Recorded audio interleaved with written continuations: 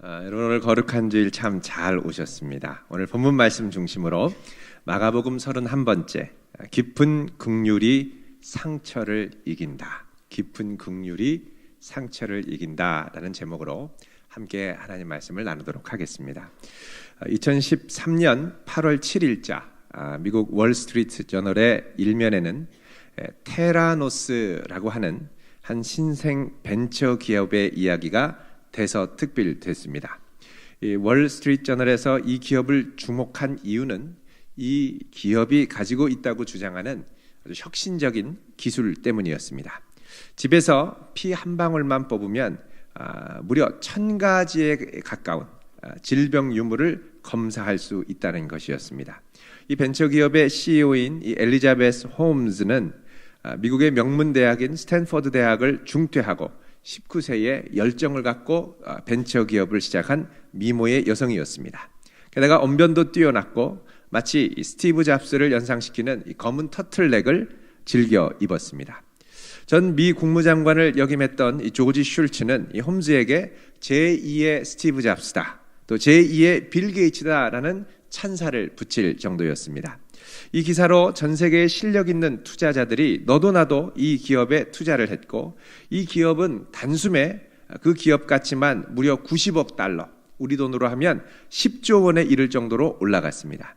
짧은 시간에 그녀는 억만장자 반열에 올라갔고, 미국의 시사 주간지 타임즈에서는 엘리자베스 홈즈를 세계에서 가장 영향력 있는 100인 중 하나로 선정할 정도였습니다. 하지만 이 회사는 3년이 지나지 않아 파산하고 말았습니다. 그 이유가 무엇일까요? 그것은 홈즈가 마치 자사가 이제 개발하고 있는 이 기술을 완성된 기술처럼 자랑하다 보니 이들이 만들었던 이 혈액 검사기, 무려 1000가지에 이르는 질병을 검사할 수 있다고 하는 이 혈액 검사기는 사실 미완성된 제품, 시제품에 불과했고, 또 이것으로 무려 1000가지도 넘는 건강 상태와 질병을 검사할 수 있다라고 한 얘기는 부풀려진, 과장된 이야기였습니다. 결국 이 회사의 신뢰성에 의심을 품고 이 월스트리트 저널의 기자인 존 캐리루라고 하는 분이 이 테라노스를 퇴사한 전 직원 60여 명을 비롯한 내부 고발자 160여 명을 인터뷰해서 이 회사의 실체가 어떤가를 이제 2015년 10월 15일에 폭로 기사를 냈습니다. 이것으로 회사의 신뢰도는 금이 갔고 결국 회사는 무너지게 됐습니다. 존 캐리루 기자가 이후에 이 사건을 더욱 심층적으로 조사해서 이 Bad Blood, 나쁜 피, 못된 피라는 제목의 책을 쓰게 됐는데, 여기서 그가 심층 취재한 결과 이 엘리자베스 홈즈 자체는, 그 사람 자체는 변하지 않고 오히려 초반의 열정과 초심을 여전히 뜨겁게 갖고 있었다라고 평가했습니다. 그녀는 자신이 꿈꾸는 비전을 믿어서 의심치 않았고 온 열정을 다해 이걸 실현하려고 했습니다. 그러나 갑자기 주변 사람들의 또 세상의 주목과 찬사를 받자 마치 자신의 꿈이 다 이루어진 것처럼 화려하게 언변수를 동원해서 이야기를 하다 보니 자기도 모르게 우쭐해지고 오만해지게 되었고, 그러다 보니 주변의 조언에 귀를 닫고 절차와 원칙을 무시하게 되었고, 또 세상의 찬사와 이 아첨 어린 말에 브레이크 없는 욕망을 추구하다가 결국 무너지고 만 것입니다. 회사 내부에서 혈액 검사기의 신뢰성을 의심하거나 문제를 제기하면 관련 사실을 숨기기에 급급해서 직원들을 협박하고 심지어는 고소고발을 일삼고 또 미행도 서슴지 않을 정도였습니다. 여러분, 우리는 누군가 내 뜨거운 열정에 브레이크를 걸면 마음이 상합니다. 마음이 상하면 마음 문을 닫게 되죠. 그리고 더 이상 그 누구의 소리에도 귀 기울이지 않습니다. 그리고 주변에서 그를 향하여 진심 어린 말로, 심정으로 해주는 이야기에 귀를 닫게 되죠. 항상 반에서 꼴찌를 하는 아들이 있었습니다. 아버지는 너무나 답답해서 아들에게 충격을 또 자극을 주기 위해서 아주 단단히 결심하고 아들에게 이야기를 합니다. 얘야, 너 이번 기말고사 때 꼴찌를 벗어나지 않으면 이제 부자 간의 인연을 끊겠다. 아들이 눈이 땡그레졌습니다. 이게 무슨 말인가? 열심히 하라는 말이죠. 기말고사가 끝났습니다. 아버지가 기다린 일을 였다가 아들을 불렀습니다. 얘야, 일로 앉아봐라. 예, 아버지. 그래, 시험은 어떻게 됐느냐? 그러자 아들이 대답합니다. 아저씨 안녕하세요. 자, 여러분, 이 이야기를 듣고 아버지의 마음이 어떻겠습니까? 끊자고 그런다고 끊습니까? 기가 막히죠. 사실 아버지가 이런 극단적인 말을 한 이유는 이 사랑하는, 아들을 사랑하는 아버지의 마음을 좀 이해해달라는 것인데, 도리어 아버지의 말에 마음이 상해 아예 그냥 그래 난 그냥 공부 안 해, 끊어버리지, 이렇게 생각을 한 거예요. 여러분, 우리는 주변 사람들이 내 마음을 좀 많이 헤아려 주기를 원하지만 반면에 우리는 다른 사람들의 마음을 헤아려 주는데 무척이나 인색하고 너무 쉽게 결단하고 단정짓고 내 마음이 상하면 그냥 마음을 닫아버리고 맙니다. 여러분, 우리가 이렇게 기쁘게 예배의 자리에 나오고 주님 앞에 기도하는 이유가 무엇입니까? 그것은 주님이 어떤 상황에서도 우리의 마음을 헤아려 주시고 우리 기도를 들어주시고 우리 작은 신음에도 응답해 주시기 때문이죠. 그러나 어떨 때는 주님이 이상하게도 오랜 기간 동안 응답하지 않고 침묵하실 때도 있습니다. 이럴 때 우리 마음이 참 어렵습니다. 여러분, 내가 만약에 이렇게 오랫동안 기도하면서 인내하고 기다리는데 주님께서 오셔서 얘야 이제 너 그만 기도해라, 너 기도해도 나 안 들을 거야, 아무 소용없어, 그럼 만약에 주님이 이렇게 말씀하신다면 우리 마음이 어떻겠습니까? 상당히 어려울 뿐만 아니라 당장에 실족하지 않겠습니까? 오늘 본문에 등장하는 이 헬라 여인 수로보니게 여인이 바로 이런 상황이었습니다. 이 여인이 예수님이 오셨다는 소문을 듣고 가서 예수님, 우리 딸 귀신 들렸는데 제발 좀 고쳐주세요. 그러자 주님이 하시는 말씀이 뭡니까? 자, 오늘 본문 27절 같이 한번 읽어보겠습니다. 시작. 예수께서 이르시되 자녀로 먼저 배불리 먹게 할지니 자녀의 떡을 취하여 개들에게 던짐이 마땅치 아니하니라. 아멘. 지금 예수님이 뭐라고 그럽니까? 자녀의 떡을 취하여 개들에게 던짐이 마땅치 아니하니라. 그 당시 유대인들은 이방인과 자신들을 아주 확실하게 구별하기 위해서 자신들은 하나님의 선민, 이방인들은 개, 이렇게 불렀습니다. 그 이방인들을 향한 아주 적나라한 표현을 그대로 가져와서 개들에게 던짐이 마땅치 않다고 그러는. 우리 같으면 어떻게 하겠습니까? 아니, 예수님 지금 뭐라고 말씀하셨어요? 제가 개라는 거예요? 여기 지금 예수님이 말씀하신 개라는 말이 헬라어로 퀴나리아입니다. 이걸 이제 조금 어려운 한자말로 지소사라고 얘기를 합니다. 지소사는 지는 이제 가리킬 지자고 지시한다고 할 때, 소는 작을 소자입니다. 작게 가리키는 접두사나 접미사를 지소사라고 그럽니다. 이제 작게 얘기할 때는 우리가 좀 친근감을 붙여서 얘기를 하죠. 예를 들면 말을 지소사를 붙이면 망아지 이렇게 얘기를 하고요. 그죠? 또 배추는 그 앞에 애기 배추, 애기 나방, 갓 시집온 며느리는 새 아가, 뭐 이런 식으로.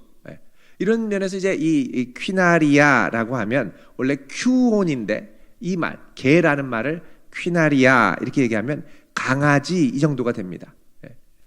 여러분, 예수님께서 자녀의 떡을 취해서 강아지들에게 던짐이 마땅치 아니하냐, 이 말은 지금 너가 개가 아니라 너의 자녀들을 개라고 빗대서 얘기를 하는 거예요. 자, 이 말을 들은 엄마는 속이 뒤집히겠죠. 우리 같으면 난리 납니다. 다시 한번 말씀해 보세요. 그리고 핸드폰 어플 켜서 녹음하죠. 말씀해 보세요. 뭐라고 하셨는지. 왜 이렇게 따집니다. 예?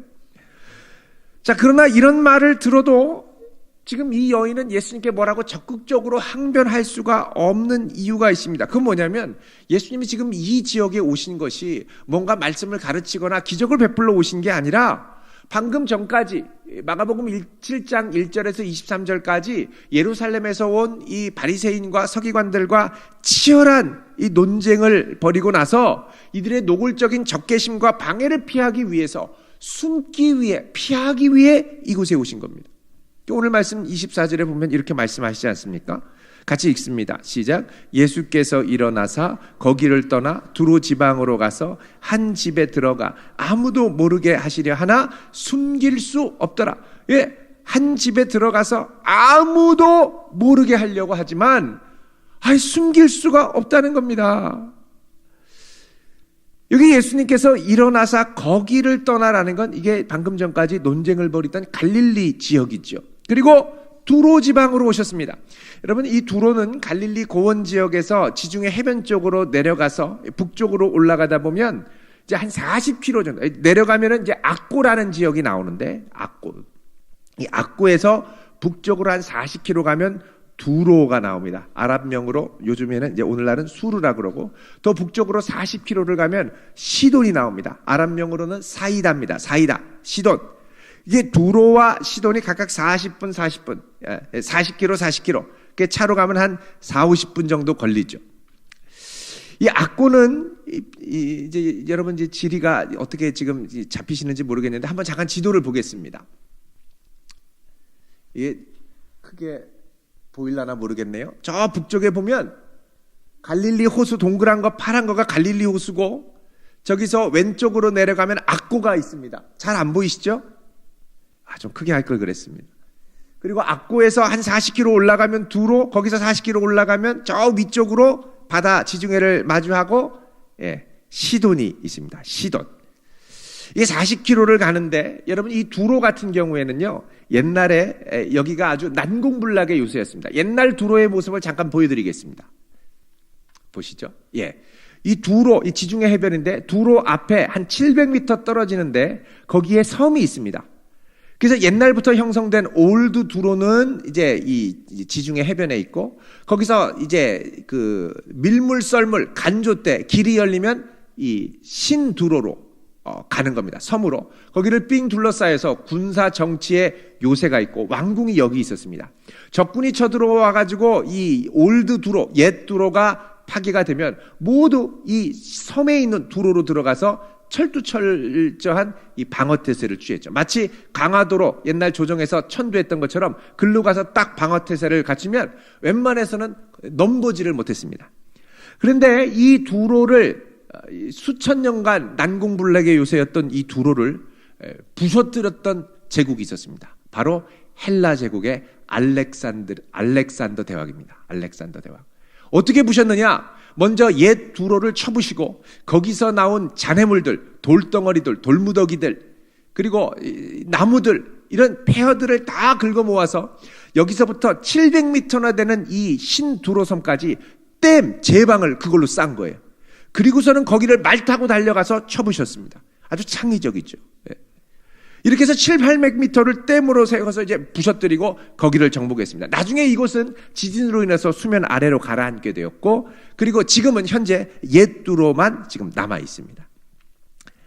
자, 이 두로는요, 물질적으로 아주 부유했습니다. 이 해상무역의 중심지였고, 또 그쪽 지역이 아주 비옥하고 레바논 지역이라서 아주 고원 지역에서 나오는 아주 이 청정한 또 좋은 날씨, 그래서 아주 농산물도 많이 있었고, 그리고 이 두로 지역에는 이런 이 부유하고 또 해상무역이 발달한 옛날부터 바알을 섬기는 데 앞장섰습니다. 이 두로 출신의 아주 유명한 공주가 있습니다. 이세벨이라고. 아합 왕의 아내가 됐죠. 이 아합이 이 두로 출신의 이 이세벨을 데려왔다가 나라가 큰 위기에 빠졌었습니다. 나중에 이 두로가 이 알렉산더 대왕에 의해서 이제 함락이 된 다음에 거기 있는 포로 3만 명이 끌려가고 두로의 왕과 지도자들은 두 손을 묶인 채 목배임을 당했습니다. 그 이후로 이곳은 헬라 제국의 속국이 되었고, 이후에 헬라가 급격히 무너지면서 로마의 속국이 됐습니다. 그러니까 지금 예수님 시대 때는 로마의 속국이 되었죠. 그러나 여전히 두로는 옛 명성대로 상업적인 호황을 누리고 있었습니다. 사람들이 워낙 몰려드니까 어떻게 했냐면, 이 지역으로 사람들이 워낙 몰리니까 심지어는 갈릴리에서 생산되는 농작물, 이쪽은 많은 사람들이 소작농들이었는데 힘겹게 농산물을 생산하면 이거를 다 어디에다 갖다 팔았느냐? 두로에다가 갖다 팔았습니다. 그래서 갈릴리의 이 가난한 소작농들이 굶주리는 일들이 일어났죠. 그래서 이 갈릴리 사람들이 이 이방 두로 사람들을 향해서 뭐라 그러냐? 이방의 개들이 하나님 자녀들의 입에서 빵을 빼앗는다, 이런 원망을 하곤 했습니다. 그러니까 갈릴리 사람들과 두로 사람들이 이제 사이가 별로 안 좋았던 거죠. 자, 이런 두로에 예수님이 그 종교 지도자들의 충돌을 피해서 여기까지 오셨습니다. 이제 지도는 안 보여주셔도 됩니다. 자, 의도는 아까 말씀드린 것처럼 아무도 모르게 피해서 숨어 들어온 것이죠. 그런데 예수님의 소문이 이 갈릴리와 유대 전역뿐만 아니라 이 두로 시돈까지 퍼져 있었습니다. 예수님 열풍, 한류가 아니라 예류가 여기까지 온 거였죠. 여러분, 제가 지난번에 이스라엘에 갔더니 어디서 왔냐고 그래서 한국에서 왔다고 그랬더니 이 이스라엘의 청소년들이 사진을 같이 찍자고 그러고 막 이러는 거예요. 왜 그런가 그랬더니 강남 스타일 이러는 거예요, 애들이. BTS, 방탄소년단. 그래서 여러분, 지금 거기에도 한류 바람이 불어서 선교사님들이 한류로 전도하려고 지금 전략을 세우고 있는 걸 제가 들었습니다. 뭐 엄청나더라고요. 거기도 이스라엘 사람들이 이방인들을 별로 안 좋아하지만 BTS와 강남 스타일은 좋아하더라. 제가 확인을 하고 왔습니다. 여러분, 거기까지 예수님의 바람이, 예수님의 놀라운 능력의 소문이 막 가니까 예수님이 몰래 숨어서 한 집에 딱 들어가셨더니 그 소문이 삽시간에 퍼져서 사람들이 예수님 보러 몰려온 거예요. 근데 그 소문을 여기 이 헬라인 수로보니게 족속의 여인이 들은 겁니다. 그리고서는 생각난 게 자기 딸. 여러분, 딸이 귀신 들렸다는 건 뭡니까? 그 지역도 여전히 마귀가 장악하고 공중권세 잡은 자들이 세상 풍조를 통하여 사람들의 삶과 생각들을 지배하고 있다는 걸 알 수가 있죠. 그럼 요즘에 심심치 않게 재벌 3세들의 마약 일이 이제 사건 사고로 이제 보도가 됩니다만, 부러울 것 없는 이들이 왜 그럴까?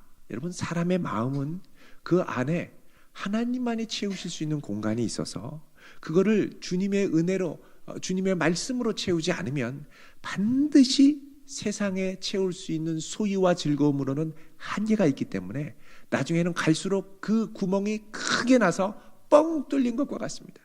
그러니까 자극적인 세상의 즐거움으로 채우려다가 안 되면 이제 극단적인 쾌락으로까지, 마약으로까지 손을 대는 경우가 일어나는 것입니다.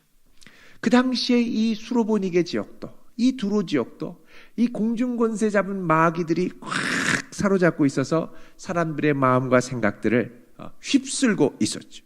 휘둘리고 있었습니다. 자, 그 지역에 갔는데 자, 이 여인이 등장을 합니다. 자, 오늘 말씀 26절 같이 읽습니다. 시작. 그 여자는 헬라인이요 수로보니게 족속이라 자기 딸에게서 귀신 쫓아내 주시기를 간구하거늘. 자, 간구했다라는 말은 뭡니까? 간절히 요청했다는 것이죠. 여기 헬라인이라는 말은 헬라어를 사용하는 이방인이었고, 수로보니게, 이 수로보니게 지역은 그 로마 속주, 이 지금 두로가 있는 이 지역이 원래는 시리아 지역이었는데, 이 시리아 지역의 로마 속주인데, 이쪽, 특히 해변 쪽에 거하는 사람들을 페니키아인들이라고 불렀습니다. 그래서 수리아 지역에 있는 페니키아 사람들, 그래서 수리아, 시리아, 페니키안, 그래서 수로보니게, 우리 성경으로요, 수로보니게 족속이다, 이렇게 얘기를 했습니다. 자, 이 수로보니게 여인, 이 여인이 예수님께 온 동기가 뭐냐? 바로 귀신 들린 자기 딸 때문에. 여러분, 사랑하는 딸이 귀신 들렸다고 생각하면 얼마나 마음이 아프겠습니까? 그리고서 예수님께 간절히 요청했더니 예수님의 말씀이 뭐라고 그러십니까? 자녀로 먼저 배불리 먹게 할지니 자녀의 떡을 취하여 개들에게 던짐이 마땅치 아니하니라. 아주 충격적이고 모멸적인 말이었습니다. 이런 경멸적인 표현, 유대인들이 썼던 그 표현을 예수님이 그대로 얘기하시는 거예요. 또 한편으로는 우리는 아니 예수님이 왜 이렇게 냉정하게 말씀하셨을까 하는 생각을 하게 됩니다. 여러분, 그 이유는 예수님의 사명 때문입니다. 예수님은 이곳에 오셨지만 가야 할 길이 있었고 감당해야 할 사명이 있었습니다. 모든 이방인을 만나서 그들의 필요를 채우기 위해 오신 것이 아니었습니다. 예수님이 이 땅에 오셔서 제일 우선적으로 감당해야 할 사명이 뭐냐? 그건 이제 8장부터 펼쳐질 본격적인 십자가를 지는 사명이었습니다. 많은 사람의 죄를 위하여 십자가를 지시는, 이제 그 시간이 점점 다가오고 이 유대의 대적자들은 예수님을 미워하고 증오해서 어떻게든 죽이려고 지금 계획을 세우고 있는, 그래서 지금 이곳에 잠시 피신하며 하나님의 때를 기다리며 이제 다음 대 이 십자가를 지기 위해 그 길을 가셔야 했던 겁니다. 그런데 이때 사람들이 와서 막 여기저기서 와서 도와달라고 하고, 여러분 이방인들 고치고 하다 보면 거기는 대적자들도 없기 때문에 오히려 예수님의 사역이 더 빠르게 성장할 수 있었습니다. 많은 사람들이 몰려들 수 있었습니다. 물론 그건 좋지만, 그러나 예수님이 지셔야 할 십자가의 사명은 멀어질 수 있습니다. 그러니까 예수님이 우선순위를 명확하게 하시고 이것 외에는 지금 다른 것을 생각할 여유를 갖지 않으신 거죠. 그래서 아예 이 여인에게도 딱 그냥 마음을 접게 하려고 개라는 말, 강아지라는 말, 충격적인 말을 사용하셨습니다. 이 말 딱 들으면 충격받을 겁니다. 아니 뭐 메시아가 저렇게 말을 심하게 하셔? 내가 알던 그 예수님이 아닌 것 같은데, 소문으로 듣던 거 다 거짓 아니었어? 완전 인종차별이네. 어떻게 나한테 그렇게 말씀하실 수 있어? 그럼 돌아가가지고요, 동네방네 아주 악담을 퍼뜨리고, 요즘 같으면 막 인터넷 사방에 악플을 달지 않겠습니까? 그런데 이 여인은 여기서 뒤로 물러나지 않습니다. 그러면서 더 적극적으로 다음과 같은 놀라운 말을 하며 해결의 실마리에 다가갑니다. 뭐라고 얘기하느냐? 28절 같이 읽습니다. 시작. 여자가 대답하여 이르되 주여 올소이다마는 상 아래 개들도 아이들이 먹던 부스러기를 먹나이다. 아멘. 먼저 예수님의 말씀을 긍정하죠. 주여 옳습니다. 여러분 이 말은 그 당시 유대인들이 두로에 살던 사람들을 향해서 했던 경멸의 말이었습니다. 저 우리의 자녀의 식탁에서 빵을 뺏어 먹는 나쁜 이들, 이렇게 얘기했었죠. 그 소문을 알고 있었습니다. 또 그 당시에 그런 갈등들이 있다는 걸 이 여인도 알고 있었겠죠.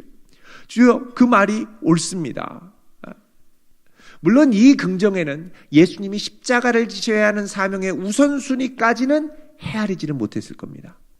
그러나 적어도 이 유대인들이 그렇게 분한 마음으로 자신들을 싫어하고 경멸한다라는 건 어느 정도 인정하고 받아들이는 거죠.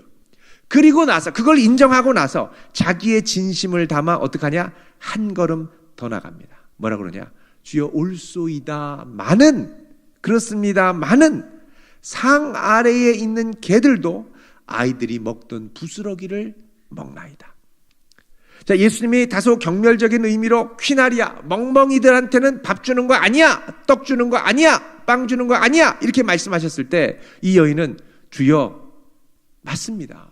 그러나 상 아래에 있는 개들도 아이들이 먹던 부스러기를 먹지 않습니까? 여러분 앞에 있는 이 퀴나리아, 멍멍이는 일반적으로 동네에 돌아다니는 들개들을 말합니다. 근데 이 여인은 이 개를 들개로만 본 게 아니라 완전히 오늘날로 하면 애완견 컨셉으로 바꾼 거예요. 주님 집에서 키우는 애완견들, 주인 집에서 떨어지는 거 먹지 않습니까? 그러니까 예수님의 비관적인 말씀 가운데도 그거를 긍정하며 그 긍정 가운데 새로운 희망의 근거를 발견한 것입니다. 주님 맞습니다. 음식 먼저 개한테 주면 안 되죠. 자녀한테 줘야죠. 그러나 그 개도, 자녀 옆에 상 안에 있는 개도 자녀가 먹던 부스러기는 먹지 않습니까? 그러니까 제 딸에게도 그 부스러기 은혜라도 주실 수 있지 않습니까? 여러분 이 말에 예수님의 마음이 움직였습니다. 그러면서 29절에 이렇게 말씀하십니다. 읽겠습니다. 시작. 예수께서 이르시되 이 말을 하였으니 돌아가라. 귀신이 내 딸에게서 나갔느니라 하시매. 내가 이 말을 하였으니 돌아가라. 귀신이 나갔느니라. 리모컨 치유가 일어난 겁니다. 말로만 하시는데 이미 일어난 거. 여러분 여기서 예수님이 뭐라 그러냐? 내가 이 말을 하였으니, 이 말은 어떻게 해석하면은 우리가 이해하기 쉽냐면 내가 이 시험을 통과했으니 집으로 돌아가라. 무슨 시험입니까? 예수님을 끝까지 믿고 신뢰하는 믿음, 포기하지 않는 믿음. 아무리 절망스러워도 그 가운데서도 오직 희망은 주님께만 있다는 믿음. 주님만이 이 문제를 해결해 주실 수 있고 또 해결해 주셔야 한다는 집요한 믿음의 시험을 통과했다는 겁니다. 여러분 이런 집요한 믿음으로 내 믿음이 너를 구원하였다라는 칭찬을 받은 사람들이 마가복음에 나옵니다. 먼저는 친구들의 믿음으로 지붕을 뜯어내고서는 그 아래 침상을 달아내린 중풍병자가 있었죠. 또 누가 있습니까? 사람들에 둘러싸여서 숨어가지고서는 꼼짝 못하고 있다가 예수님 지나가실 때 12의 혈루증 앓다가 예수님 옷자락 만진 여인. 이런 사람들 보면 예수님이 너의 믿음이 너를 구원하였다 이러고 치유해 주십니다. 자, 예수님이 이 여인에게 모욕하는 말씀, 모욕 같은 말씀을 하셔도 이 여인은 어떻게 합니까? 그 말씀을 인정하고 긍정하고 받아들인 동시에 믿음으로 새로운 희망을 노래하면서 예수님께 다시 호소하니까 그 다음에 어떻게 되느냐? 예수님의 마음이 움직이기 시작한 겁니다. 여러분, 우리 같으면 이런 모욕을 긍정적인 희망으로 바꿀 수 있을까요? 참을 수 있을까요? 분명 기분 나빴고 마음 상했을 겁니다. 게다가 이 여인은 율법도 모르고 하나님의 말씀도 모릅니다. 그러나 이 여인이 갖고 있는 단 하나, 그 뭐냐? 딸을 향한 지극한 사랑과 마치 그 딸을 창자가 끊어지는 듯한 긍휼히 여기는 이 마음. 여러분, 예수님은 이 긍휼이 많으신 분이거든요. 이 마음이 예수님께 전달된 겁니다. 통한 거죠. 이 마음 때문에 예수님이 주시는 모든 수치 또 멸시 같은 말을 참고 자존심을 접는 겁니다. 그렇습니다, 주님. 저는 개입니다. 우리 자녀도 개입니다. 그러나 개도 부스러기를 먹지 않습니까? 여러분, 자존심은 깊은 사랑이 있을 때 접을 수 있습니다. 사랑할 때 내 자존심을 내버릴 수 있습니다. 그리고 깊이 사랑할 때 우리는 그의 마음을 공감할 수 있게 됩니다. 그리고 그 공감이 절망 중에서도 새로운 희망을 발견하게 하는 힘이 됩니다. 주님의 놀라운 은혜와 긍휼을 이 개와 같다고 나는 개라고 그렇게 인정하는 이방 여인, 그 긍휼과 공감의 마음이 예수님께 전해지자 그 딸이 치유를 받게 되죠. 여러분, 그리고 이 기적을 통해서 예수님이 이 마가복음 7장 1절부터 23절까지 그동안 말씀하셨던 사람을 정말 깨끗하게 하는 것은 외적인 것에 있지 않다. 정결례. 이걸로 사실 이방인과 유대인들을 차별하고 구별하지 않습니까? 이 모든 장벽이 이제 여기서부터 본격적으로 허물어지게 됩니다. 예수님의 말씀이 실제 능력으로 여기서부터 나타나게 된 거죠. 그리고 예수님은 이 긍휼의 마음을 전달받고 그냥 이 여인만 그냥 말씀 한마디로 치유하는 것으로 그치지 않습니다. 이제 여기서부터 본격적으로 그동안 예수님이 십자가만 가려고 했던 그 우선순위를 틀어서 이방인들을 향하여 본물 터지는 듯한 긍휼과 은혜를 쏟아붓기 시작하십니다. 그래서 31절에 보면 예수님이 다시 두로에서 나와 어디로 가십니까? 시돈을 가시고 시돈을 나와서 데가볼리 지방으로 가십니다. 여러분, 이 데가볼리 지방에서 돼지떼 2,000마리가 떨어져서 물살하지 않았습니까? 그때 이 이방 사람들이 어떻게 했죠? 예수님 나가주세요. 그래서 예수님 그냥 나오셨어요. 그래서 어떻게 보면 예수님이 일단 마음을 접고 포기하신 곳인데 이 여인의 긍휼의 마음이 전달되니까 다시 이 지역을 향해 가시더라는 거죠. 그리고 가실 뿐만 아니라 어떻게 합니까? 8장에 가면 이들에게 하늘 만나, 주인의 상에서 떨어지는 부스러기가 아니라 하늘 만나를 내려주십니다.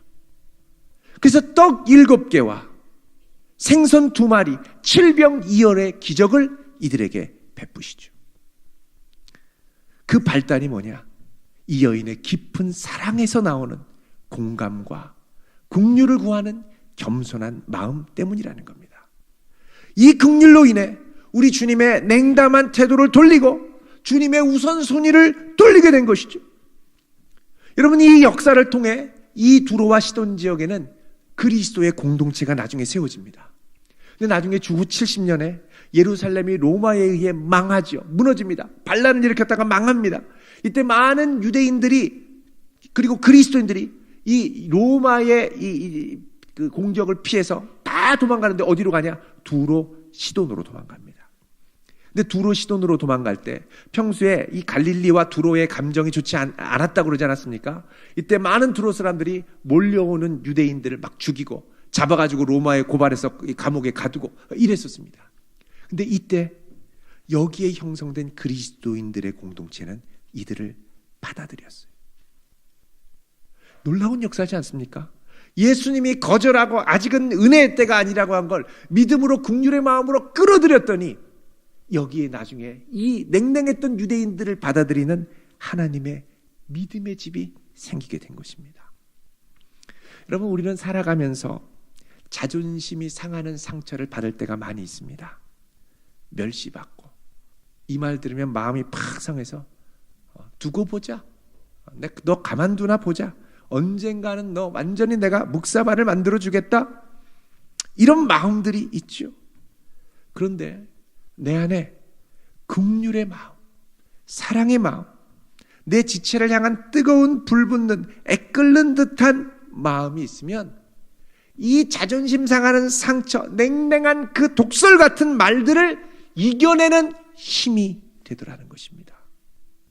그게 상처로 남아있지 않아요. 긍정하고 더 나아가 주께 긍휼을 구하는 마음으로, 기도의 능력으로 바뀌게 되더라는 것입니다. 여러분, 이 긍휼과 자비의 마음으로 다시 일어날 수 있기를 축원드립니다. 내가 자존심 세운다고 문제가 해결되는 게 아닙니다. 자존심으로 내 상처를 움켜쥐고 있으면 그 상처는 곪게 됩니다. 그거 치료하려면 사랑과 은혜로 이 상처를 극복해내야 됩니다. 이겨내야 돼요. 긍휼과 사랑이 있어야 상처가 상처와 절망으로 남지 않게 됩니다. 여러분, 다시 일어나 새로운 희망, 새로운 능력, 새로운 치유를 향하여 나아갈 수 있는 복된 성도 될 수 있기를 바랍니다. 이런 가난한 마음, 긍휼의 마음, 공감의 마음을 갖고 우리에게 은혜 베푸시기를 주저하지 않으시는 우리 주님 앞에 나아가는 복된 성도 되시기를 주님의 이름으로 축원드립니다. 기도하겠습니다.